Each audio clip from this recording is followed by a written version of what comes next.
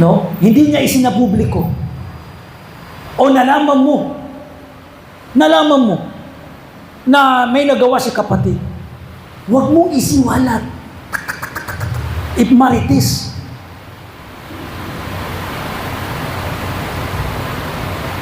Kasi ito, makapapasok ka sa atin, pagtakpan mong kapatid mo, pagtatakpan ka rin ni Allah.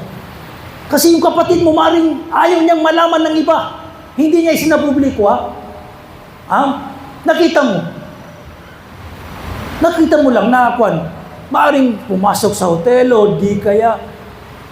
Pero yung inkar, yung pagsita, pagpayo, okay kung kaya mong payuhan, hindi mo ibig sabihin na hihimik ka. Okay, hindi mo nakakausapin. Pwede mong kausapin sa mabuting parang, kapatid, haram yan. Ang tinutukoy dito yung isisiwalat mo. Problema pa ngayon, sa pagmamarites, high-tech ngayon.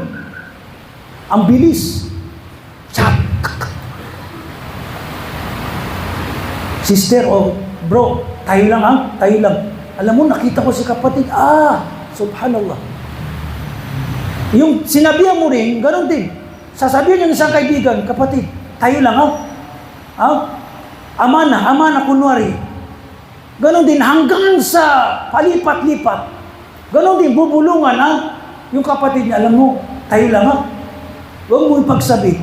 Bubulungin, ganon din. Sasabihin doon sa malapit na, kapatid, alam mo ba? Kasi gusto niya para mapahiya si kapatid.